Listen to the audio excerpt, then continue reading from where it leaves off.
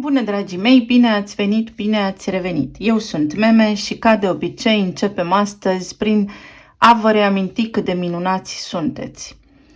Astăzi fac citirea pentru vibrația zilei 26. Și pentru că în Lenormand avem cartea, voi lua și eu cartea răspunsurilor, pe care nu simt să o iau în fiecare zi, să vedem dacă aveți vreo întrebare, care ar putea fi răspunsul sau cum se adaptează la întrebarea voastră. Haideți să vedem.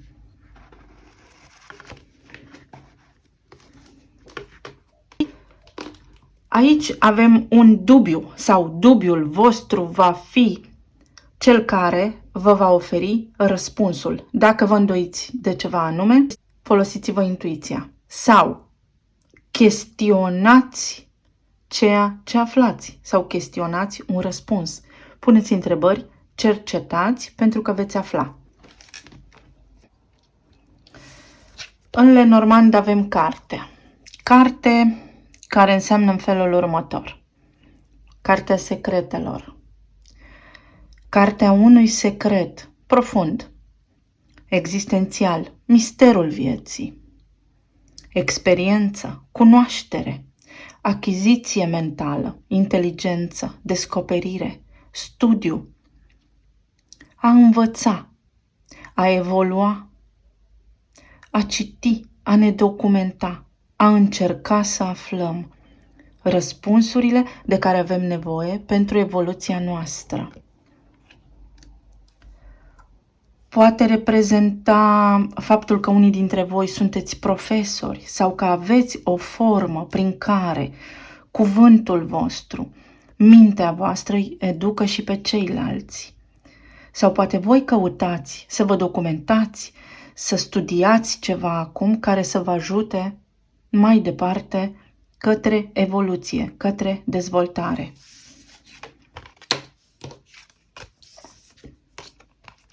La nivel de tarot avem Marea Preoteasă, avem Îndrăgostiții și astăzi am ales eu și Puterea, pentru că așa am simțit. Știm deja ce înseamnă Marea Preoteasă și vedem asemănarea dintre aceste două arcane.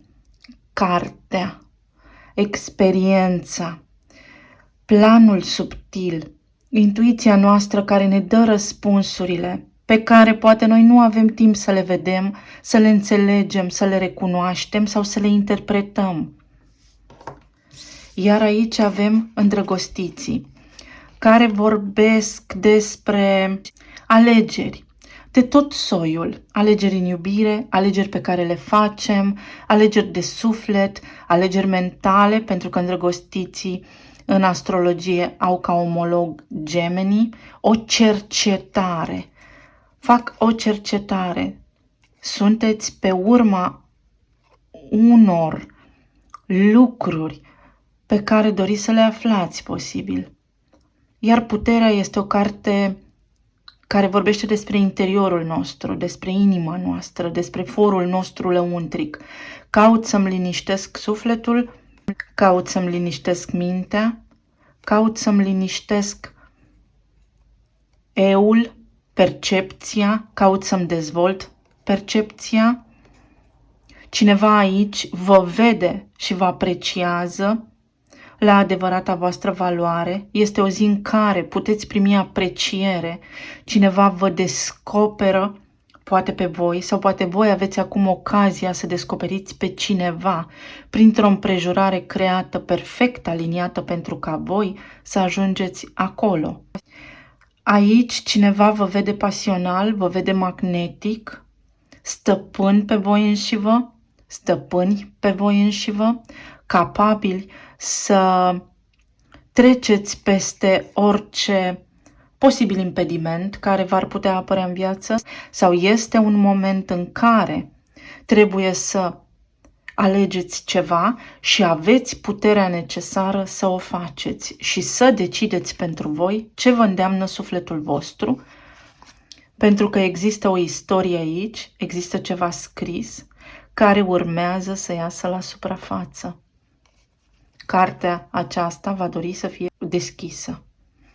Drept urmare, cum ne-a spus și Cartea Secretelor, chestionați, cercetați. Dacă vă îndoiți de ceva, aflați de ce vă îndoiți de acest aspect. Trecem mai departe la cărțile astrologice, pentru că astrologia este parte importantă din viața mea, ca și tarotul de altfel, ca și intuiția și toate cele. Saturn, marele învățător, experiența. Este un moment în care ni se cere să fim obiectivi și să ne bazăm pe fapte reale și pe acțiunile care s-au desfășurat în fața ochilor noștri și în urma acestor acțiuni, pentru unii dintre voi și în urma unor cuvinte auzite, să luați o hotărâre. Ceea ce vedeți sau ceea ce auziți este exact ceea ce trebuie, este exact ceea ce se vrea a fi spus sau a fi văzut. Dacă vă îndoiți, trebuie să vă convingeți singuri.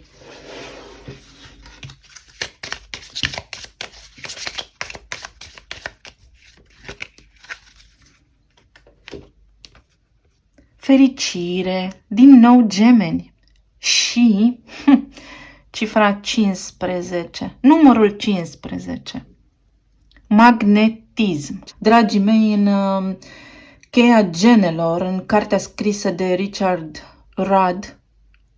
R.U.D.D., 15 simbolizează magnetismul. Totul este electromagnetic în jurul nostru. Am menționat într-un clip anterior, noi suntem electromagnetici. Atragem, gravităm, lucrurile ne atrag. Totul se atrage ca la magnet. Aveți de luat o decizie. Pe ce drum merg? Cercetați. Încercați să înțelegeți. Dintr-o cupă, iacătă, din emoție. Încercați să înțelegeți despre ce este vorba aici înainte de a ajunge la concluzie. Pentru că veți afla ceea ce căutați să aflați.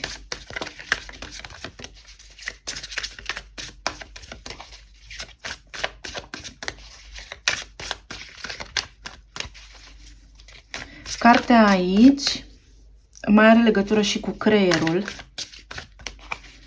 cu percepția, poate cu ceva ce nu dorim să acceptăm. Adică noi știm, dar suntem în negare. Bun.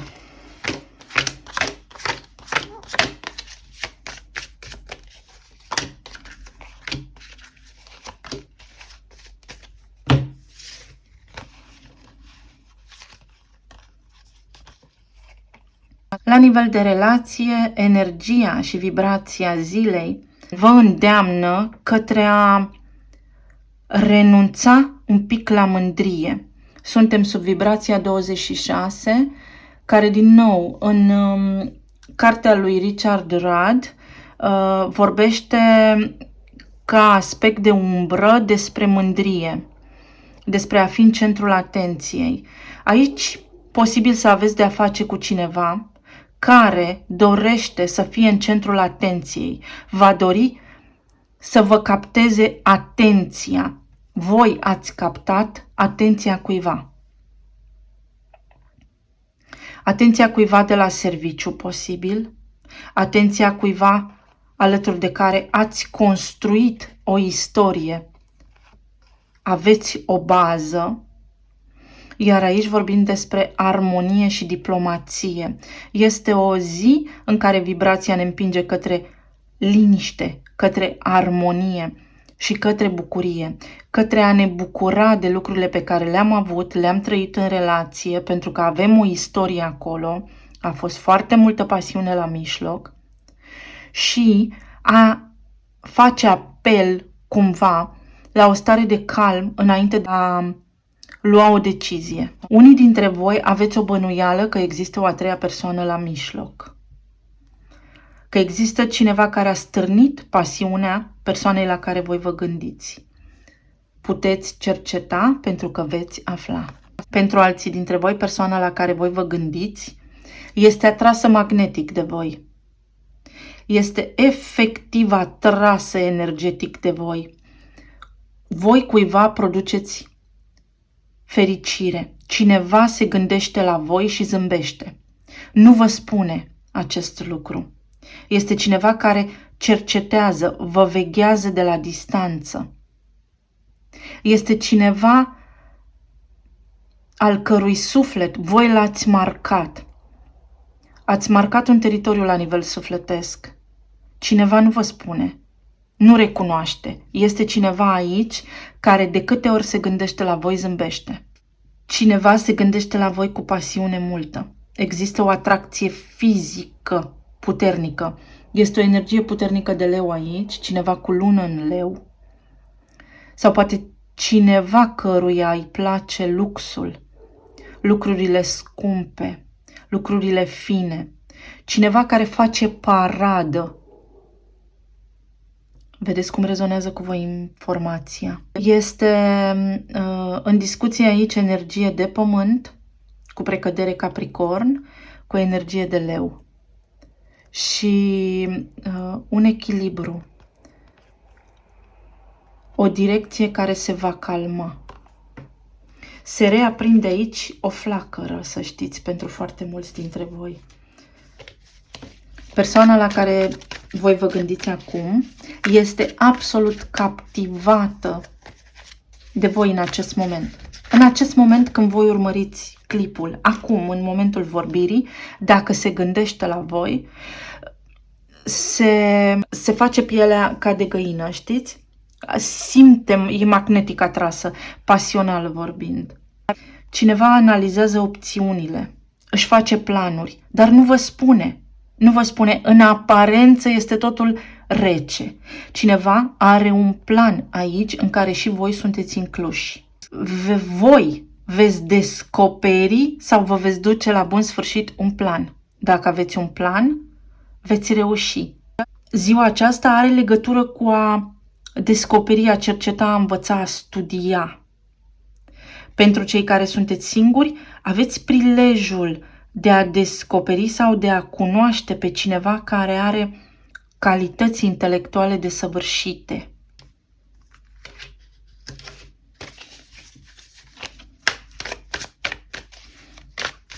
Voi doriți să vă creșteți aptitudinile de la amator la specialist, nu știu în ce măsură, judecata, o renaștere.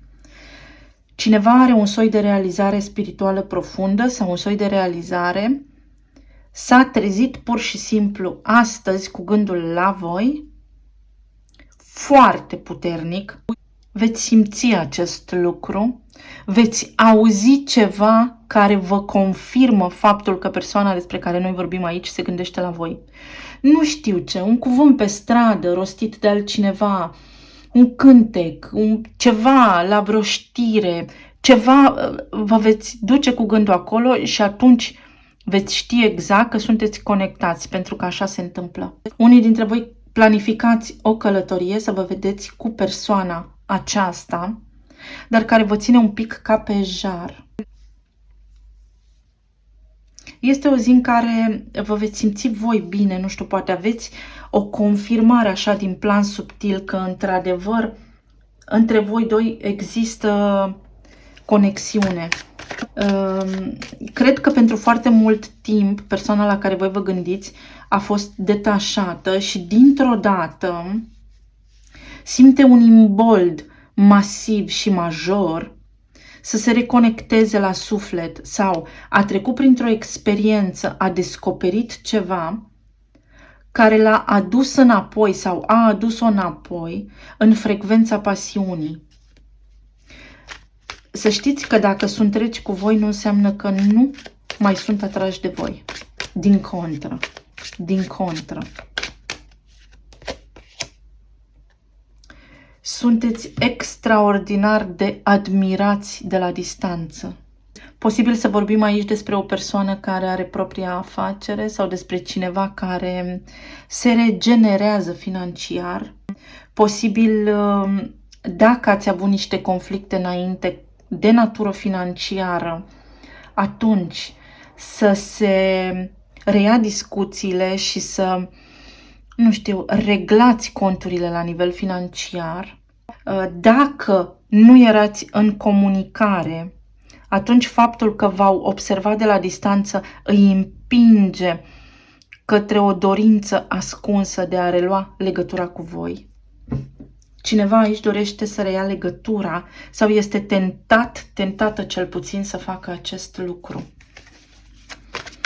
Vreau o clarificare pentru 3 de monede. 9 de bâte.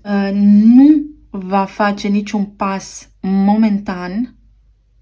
Este doar pe punctul de a o face. Cineva este foarte tentat să reia legătura cu voi. Pentru cineva, reprezentați totul la nivel de pasiune, dar își neagă, își refuză această trăire. Cineva intenționat stă pe loc. Este o alegere pe care a făcut-o și vom vedea de ce.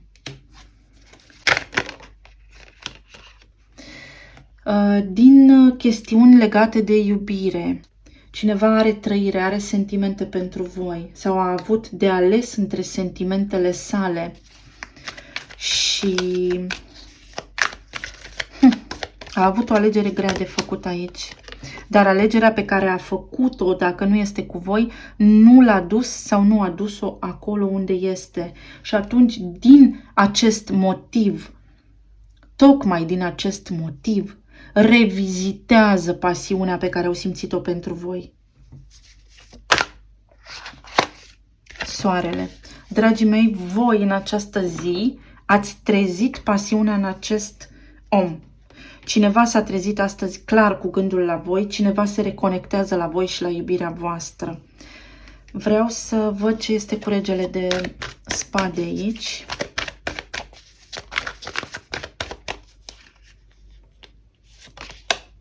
Regele de monede. Cred că unii dintre voi aveți de-a face cu cineva care este căsătorit sau în relație cu altcineva, exact cum am presupus. Și atunci omul acesta a făcut o altă alegere. A mers pe o cale sigură sau a mers pe o cale tradițională. Însă, acea cale tradițională nu i-a adus fericirea, ci din contră. O secundă că mi-a căzut cartea pe jos, vedeți? Își ascunde durerea.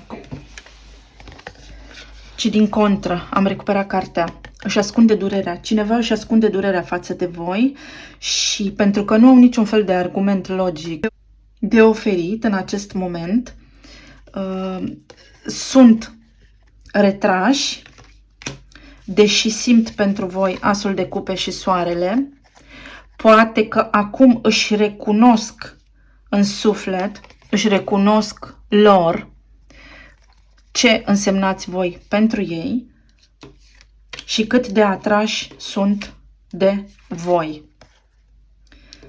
Cineva plănuiește să dezghețe această conexiune, cineva se întreabă în acest moment dacă voi sunteți într-o altă conexiune sau nu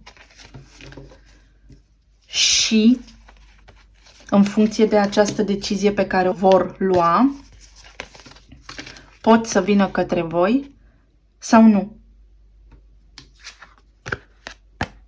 Împingi de la spate de această pasiune profundă și de iubirea pe care vă poartă. Vă iubesc în secret. Cineva aici are sentimente pentru voi și nu vă spune. Preferă să se poarte ordinar în loc să accepte ceea ce simt pentru voi.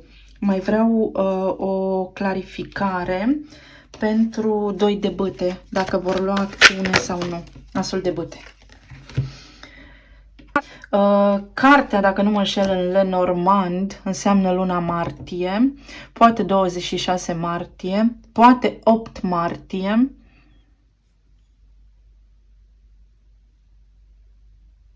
Poate începând cu această dată se va debloca energia dintre voi.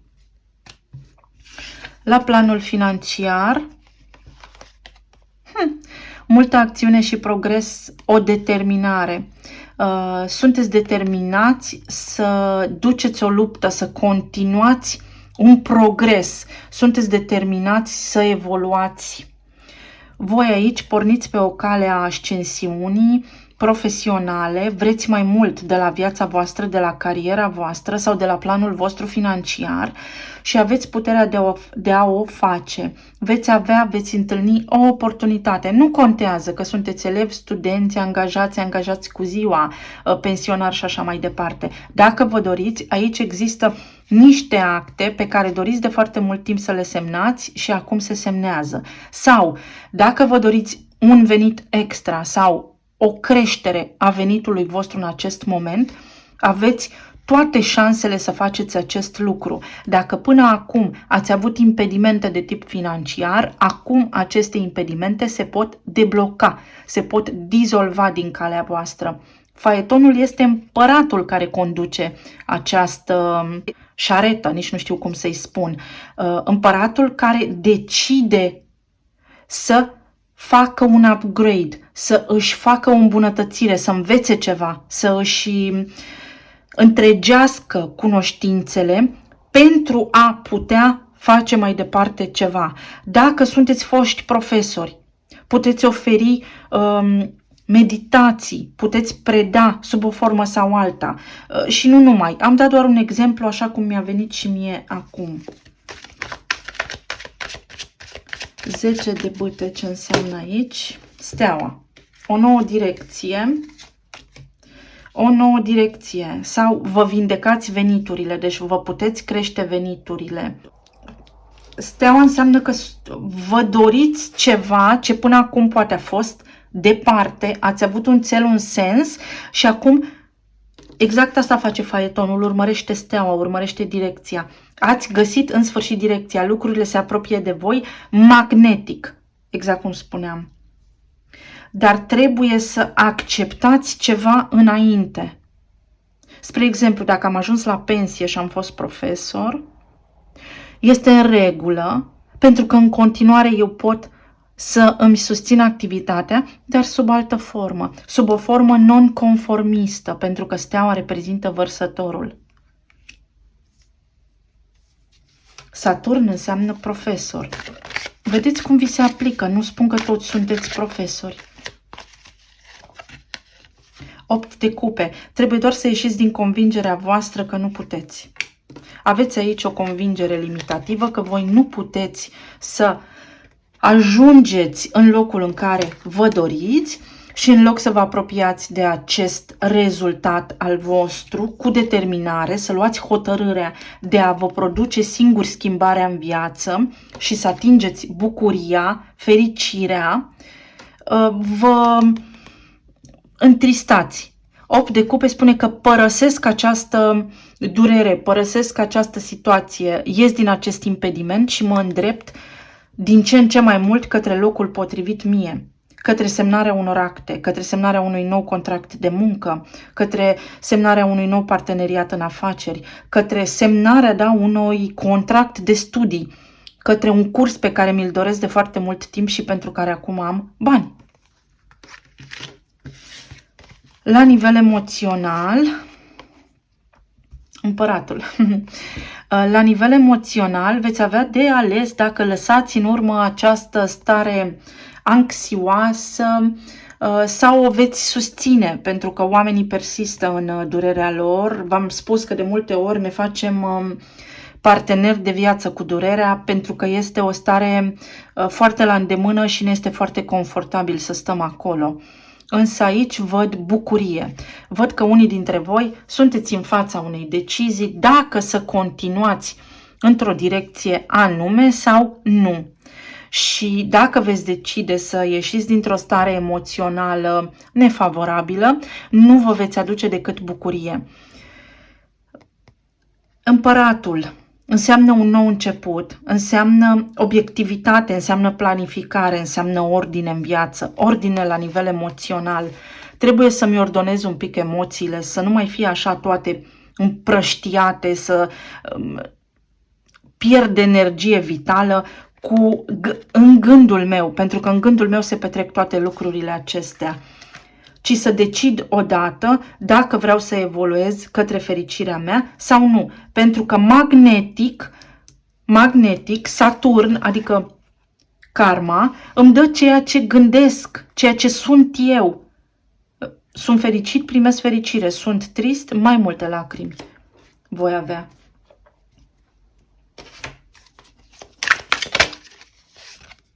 Patru de cupe. Refuz de acum înainte în viața mea anxietatea, teama, frica. Sunt la capăt de drum și de acum începe bucuria. Unii dintre voi refuzați puterea, vă vedeți insignifianți, fără forță, fără putere, fără valoare. 5 de monede. Lăsați pe din afară. Sunteți triști din cauza acestui om care v-a făcut să vă simțiți așa și aici. Dar el ce-a dat, asta a și primit. Voi acum aveți o alegere de făcut. Dacă vă integrați în iubire, dacă vă integrați în armonie sau dacă rămâneți aici în durerea voastră. Căci fiecare dintre noi, uite, aveam tot împăratul la baza pachetului. Cam multe, dar le voi lua. Le iau pe acestea două. Și aici am soarele și succesul. Da. Știți deja cărțile. 3 de cupe se repetă. Bucurie, despre care nu știu. Sau mă pot bucura de viață, dar nu văd asta. Sau aflu un secret care mă va bucura. Sau mă conectez telepatic cu persoana la care eu mă gândesc și voi simți bucurie, mă voi bucura. Dragii mei, voi ați trezit, deci astăzi, pentru că energia se schimbă din minut în minut, adică frecvența, voi vă puteți alinia, acum râdeți, acum plângeți, la diferite vibrații, așa este viața. Tocmai de aceea vă spun că viitorul este incert, există doar potențialurile de manifestare, dar alegerea de aliniere la potențialurile respective este a voastră în funcție de gândul vostru. Da, aici este o bucurie. Ceva, veți primi niște vești sau veți afla un mister sau un secret care vă va bucura foarte mult și veți avea succes. Va fi ceva pentru sufletul vostru triumfător. La nivel de stare medicală, să spunem, de condiție medicală, avem așa plămânii, atenție multă la tristețe.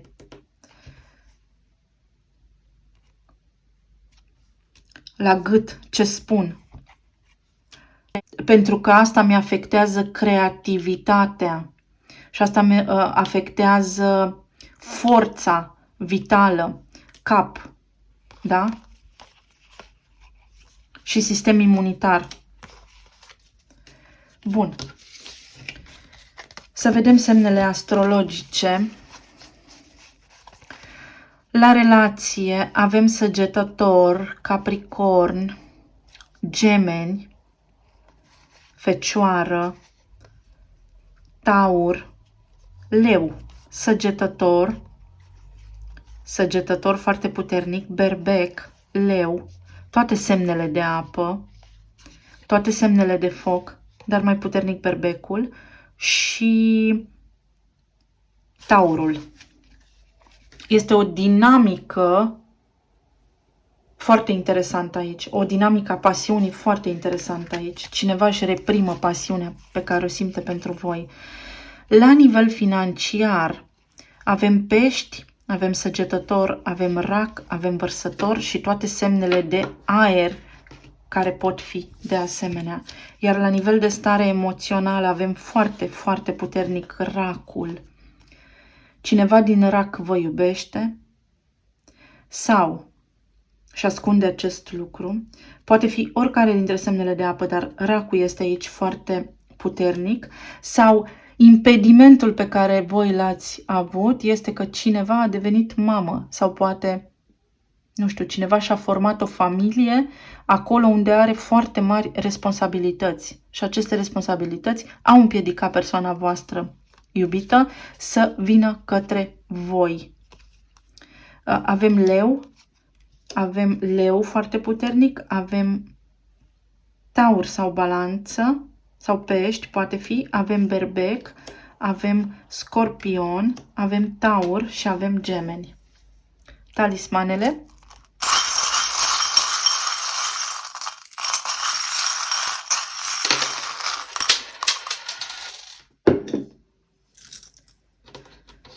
Imediat să iau și ce mi-a căzut pe jos. Așa, mi-a căzut un X, o alegere, o răscruce de drumuri. O răscruce de drumuri care îmi spune că dorința mea se poate îndeplini, dar depinde de mine. Dacă mă aliniez lipsei de încredere sau încrederii că pot fi fericit. Am un elefant, puterea.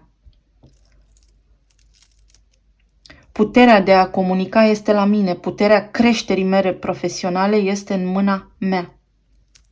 Saturn. Mi se întâmplă în viață fix ceea ce sunt, fix ceea ce gândesc, fix ceea ce emit. O închidere, Saturn aici spune că ăsta este momentul în care poți să termini cu vulnerabilitatea, poți să termini cu dubiul. Vedeți că mi-a apărut aici racul, din nou, noțiunea de familie. Cineva poate a ales o familie sau pentru că vrea o familie sau aici sunt copii implicați sau un personaj care este mamă. Iubire. V-am spus că cineva astăzi simte iubire pentru voi și nu știe să-și explice de ce. Din nou, crede în iubire, nu mai credea nici persoana asta. Este surprinsă complet și profund. Am inițiala I, W, H și X. Aici este un nou început, în funcție de alegerile mele, dacă să te salut sau nu, dacă să te bag în seamă sau nu, dacă să deblochez comunicarea sau nu. Se înfiripă profund și puternic ideea în mintea acestei persoane să vă contacteze, să ia legătura cu voi sau nu. Cărțile aici arată că da, în curând. Bun, dragii mei, vă îmbrățișez tare, vă mulțumesc că ați fost alături de mine ca de obicei, vă mulțumesc pentru mesaje și vă urez toate cele bune. Pa, pa!